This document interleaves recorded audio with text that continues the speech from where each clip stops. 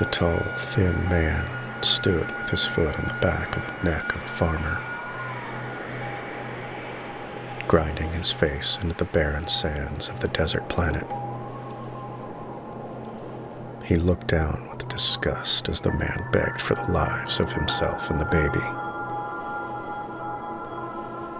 The wife and 3 other children already lay lifeless in the dust, good now only for compost and mineral salvage, though that was very important on a world like this.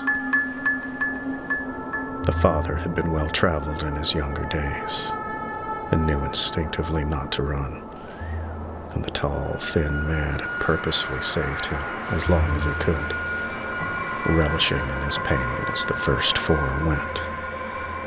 This last one could be the best, though. The baby, the youngest son, lay crying in the hot sand, just out of the farmer's reach.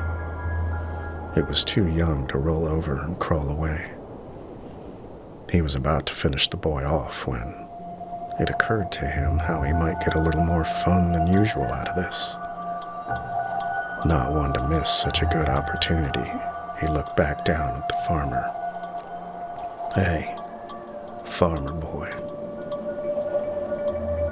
The farmer's only answer was something between a whine, a grunt, and a sob. It sounded pitiful, and the tall, thin man smiled before he continued. "Tell you what, farmer boy, I'm gonna give you a choice.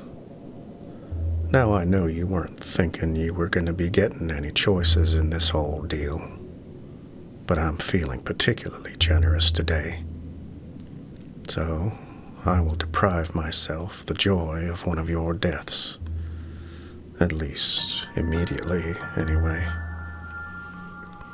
So, if you choose, I will leave you alive, but you must sit attentively and watch while I relieve your fine boy here of all of his suffering.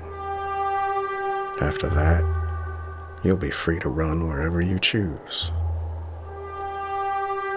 Or, farmer boy, if you so choose, I will leave the little fellow right where he is, in the blistering sand, under the boiling sun, and his fate will be in the hands of the Almighty.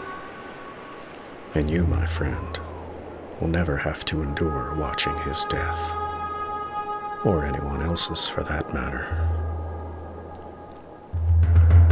Another whimpering sound came from the farmer. The tall, thin man smiled to himself again at what he must be doing to the farmer's insides.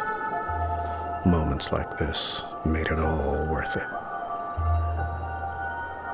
"So what'll it be, farmer boy?" The poor farmer couldn't even speak. He just motioned with his hand as he whimpered. The tall, thin man smiled broad and raised his gun.